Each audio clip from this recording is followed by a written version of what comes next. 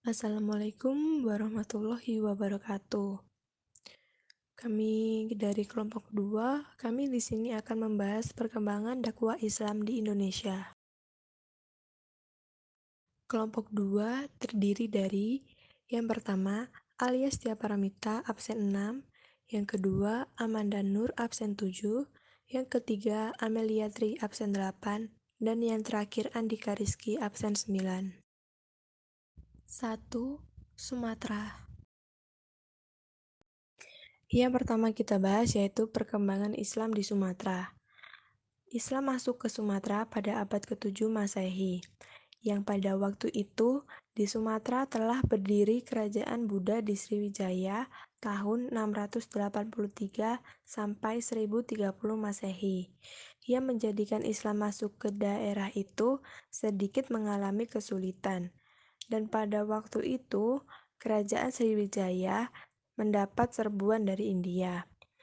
Maka kesempatan itu digunakan untuk menyebarkan Islam bagi daerah-daerah. Islam di Sumatera khususnya Aceh dipercaya sebagai cikal bakal penyebaran Islam di Nusantara. Penyebaran Islam dilakukan oleh para saudagar Arab yang hilir mudik berdagang dari Mesir, Persia, Gujarat ke Cina melalui Barus Fansur yang dipastikan terletak di ujung barat Pulau Sumatera.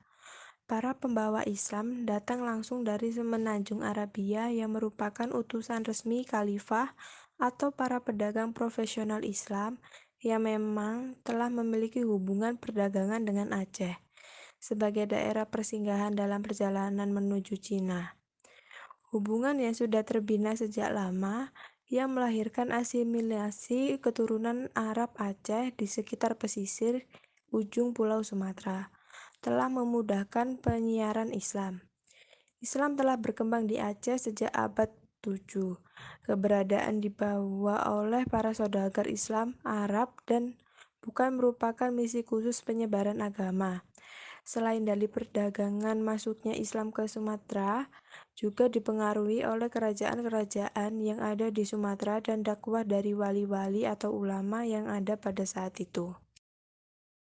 Berikut adalah tokoh-tokoh yang mempengaruhi masuknya Islam di Sumatera. Yang pertama, Syekh Baharuddin, Sumatera Barat. Yang kedua, Raden Rahmat, Sunan Ampel. Dan yang terakhir, Minak Kumala Bumi, Sumatera Selatan. Kerajaan Islam di Sumatera yaitu 1. Kerajaan Samudra Pasai, 2. Kerajaan Malaka, 3. Kerajaan Aceh, dan yang keempat, Kerajaan Perlak. 2. Jawa. Perkembangan Islam di Jawa. Di Jawa, Islam masuk melalui pesisir utara Pulau Jawa, ditandai dengan ditemukannya makam Fatimah binti Maimun bin Hibatullah yang wafat pada tahun 475 Hijriah atau 1082 Masehi di Desa Leran, Kecamatan Manyar, Gresik. Dilihat dari namanya, diperkirakan Fatimah adalah keturunan Hibatullah, salah satu dinasti di Persia.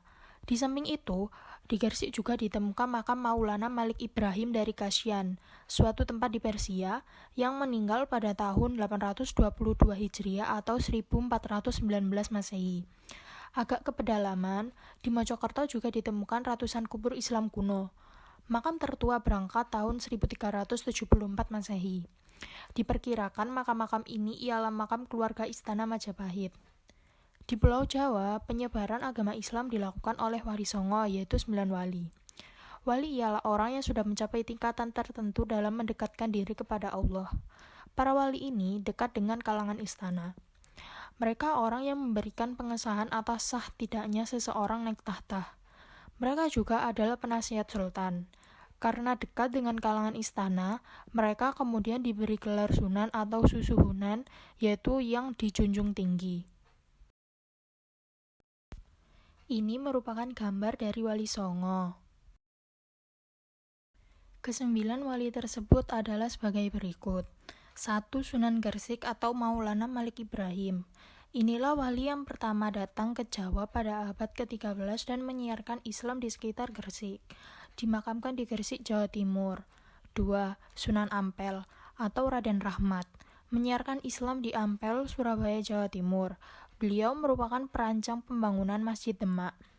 3. Sunan Derajat atau Syarifuddin, anak dari Sunan Ampel, menyiarkan agama di sekitar Surabaya, seorang sunan yang sangat berjiwa sosial.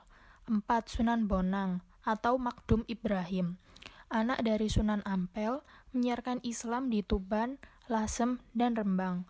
Sunan yang sangat bijaksana.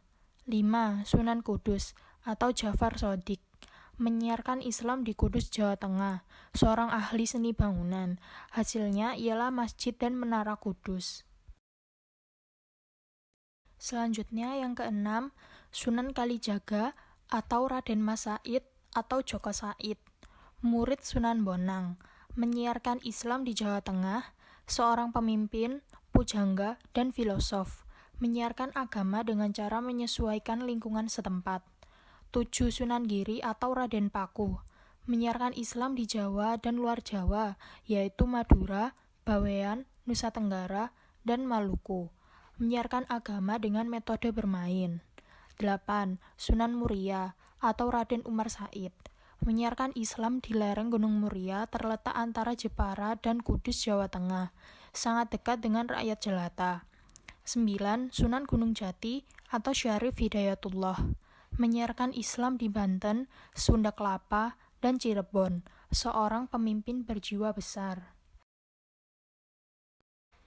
Metode para wali menyebarkan Islam di Jawa. Salah satu cara penyebaran agama Islam yang dilakukan oleh para wali tersebut ialah dengan cara mendakwah. Penyebaran Islam melalui dakwah ini berjalan dengan cara ulama mendatangi masyarakat sebagai objek dakwah dengan menggunakan pendekatan sosial budaya. Pola ini memakai bentuk akulturasi, yaitu menggunakan jenis budaya setempat yang dialiri dengan ajaran Islam di dalamnya. Di samping itu, para ulama ini juga mendirikan pesantren-pesantren sebagai sarana pendidikan Islam. Islam sangat berkembang luas sampai ke pelosok desa setelah para wali berhasil mendidik murid-muridnya. Salah satu generasi yang meneruskan perjuangan para wali sampai Islam tersebar ke pelosok desa adalah Joko Tingkir. Islam di Jawa yang paling menonjol setelah perjuangan para wali Songo adalah perpaduan adat Jawa dengan nilai-nilai Islam. Salah satu di antaranya adalah tradisi wayang kulit. 3. Kalimantan. Perkembangan Islam di Kalimantan. Di Pulau Kalimantan, agama Islam mula-mula masuk di Kalimantan Selatan dengan ibu kotanya Banjarmasin. Pembawa agama Islam ke Kalimantan Selatan ini adalah para pedagang bangsa Arab dan para mubalik dari Pulau Jawa. Perkembangan agama Islam di Kalimantan Selatan itu sangat pesat dan mencapai puncaknya setelah Majapahit runtuh tahun 1478. Daerah lainnya di Kalimantan yang dimasuki agama Islam adalah Kalimantan Barat. Islam masuk ke Kalimantan Barat mula-mula di daerah Muara Sambas dan Sukadana. Dari dua daerah inilah baru tersebar ke seluruh Kalimantan Barat.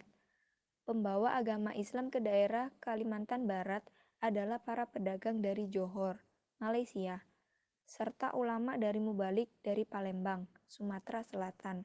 Sultan Islam yang pertama tahun 1591 di Kalimantan Barat berkedudukan di Sukadana, yaitu Panembahan Giri Kusuma.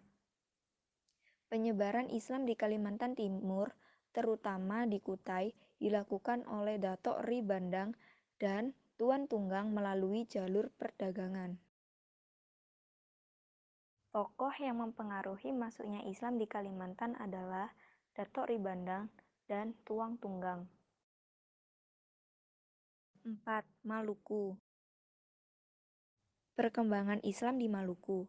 Maluku yang dikenal dengan sebutan Jazirah Al-Mamluk atau Kepulauan Raja-Raja adalah sebuah negeri di timur Indonesia yang sangat berpengaruh dengan 4 kerajaan, yaitu Jailulo, Ternate, Tidore, dan Bacan. Islam masuk di Maluku melalui jalur perdagangan di abad ke-15. Alasan kenapa Islam masuk lewat jalur perdagangan, karena pada awal abad ke-15, Maluku Sohor sebagai kepulauan rempah-rempah yang menjadi sasaran pada pedagang asing untuk mendapatkan cengkeh dan buah pala. Pedagang-pedagang itu dari Asia sampai Arab Gujarat, Cina, dan pedagang-pedagang Jawa Serat Melayu yang telah menggunakan agama Islam. Syekh Mansur adalah salah satu pedagang dari Arab yang menyiarkan Islam di Tidore pada masa pemerintahan Calano Caliati. Sementara Datu Maulana Hussein adalah salah satu pedagang dari Jawa yang juga berpengaruh dalam penyebaran Islam di Ternate pada masa pemerintahan Kalano marhum. Sementara itu, Portugis menyebut bahwa Islam masuk di Maluku semenjak pelantikan Sultan Zainal Abidin di tahun 1486. Namun, sumber lain menyebut Islam sudah ada di Maluku sekitar 50 sampai dengan 60 tahun sebelum tahun 1486. Setelah Islam masuk di Maluku, pengaruh dan perkembangan Islam belum kuat terutama di Ternate. Oleh alasan, Zainal Abidin pergi ke Jawa untuk mempelajari Islam secara langsung dari Sunan Giri. Sunan Giri adalah salah satu ulama atau wali terkenal di tanah Jawa. Dari sinilah muncul 4 kerajaan Islam di Maluku yang disebut Maluku Khiraha atau Maluku 4 Raja. Kesultanan Ternate yang dipimpin oleh Sultan Zainal Abidin pada tahun 1486 sampai dengan 1500, Kesultanan Tidore dipimpin oleh Sultan Mansur, Kesultanan Jailolo yang dipimpin oleh Sultan Sarajati, Kesultanan Bacan yang dipimpin oleh Sultan Kaicilbuko. Perkembangan Islam di Maluku. Penyebaran Islam di Maluku tanpa terkecuali tidak dapat diukur dari kerja keras seorang pedagang, sekaligus mubalik asal Jawa bernama Datu Maulana Hussein. Ia tiba di Ternate pada 1465. Hussein adalah seorang mubalik besar pada masanya. Ia memiliki pengetahuan agama Islam yang luas dan dalam, serta pakar tilawah dan kaligrafi Arab. Dikisahkan pada suatu hari Hussein dengan suara yang merdu dan keahlian membuat kaligrafi, setiap ia melentangkan lantunan ayat-ayat suci membuat banyak orang berdatangan untuk mendengarkannya. Dengan demikian, masyarakat perlahan-lahan mulai menerima Islam. 5. Sulawesi. Perkembangan Islam di Sulawesi. Kehadiran Islam pertama kali di kerajaan Goa jauh sebelum diterimanya agama Islam sebagai agama resmi kerajaan. Agama Islam dibawa oleh para pedagang muslim dari Arab, Persia, India, Cina, dan Melayu ke ibu kota kerajaan Goa, Sumba Opu. Agama Islam masuk ke Sulawesi sejak abad 16, sejak masa kekuasaan Sombaya Rigoa I Manggarai Deng Mangrabia Karaeng Lakliung Sultan Alauddin Awalul Islam Raja Goa ke-14. Tetapi baru mengalami perkembangan pesat pada abad ke-17 setelah Raja-Raja Goa dan Talung menyatakan diri masuk Islam. Islam resmi sebagai agama kerajaan Goa pada tanggal 9 Jumadil Awal 1051 Hijriah atau 20 September 1605 Masehi. Raja Goa yang pertama masuk Islam ialah Daeng Manrabia yang berganti nama Sultan Alauddin Awalul Islam, sedang Raja Talu yang pertama masuk Islam bergelar Sultan Abdullah. Di antara para mubalik yang banyak berjasa dalam menyebarkan dan mengembangkan agama Islam di Sulawesi, yaitu Datuk Ri Bandang, Datuk Patimang, Datuk Ri Tiro, dan Syekh Yusuf Tajul Kalwati Tuanta Samalaka. Dakwah Islamiyah di Sulawesi berkembang terus sampai ke daerah kerajaan Bugis, Wajo, Sopeng, Sindereng, dan lain-lain. Suku Bugis yang terkenal berani, jujur, dan suka berterus terang. Semula sulit menerima agama Islam, namun berkat kesungguhan dan keuletan para mubalik, secara berangsur-angsur mereka menjadi penganut Islam yang setia. Tokoh yang mempengaruhi masuknya Islam di Sulawesi yaitu Datuk Ri Bandang, Datuk Ri Tiro, dan Syekh Yusuf Tajul Kalwani Tuanta Samalaka. Kerajaan Islam di Sulawesi. Yang pertama ada Kerajaan Goa Talu, 2 Kerajaan Bone, 3 Kerajaan Buton. Sekian presentasi dari kelompok kami. Apabila ada salah kata mohon dimaafkan. Wabillahi taufiq wal hidayah. Wassalamualaikum warahmatullahi wabarakatuh.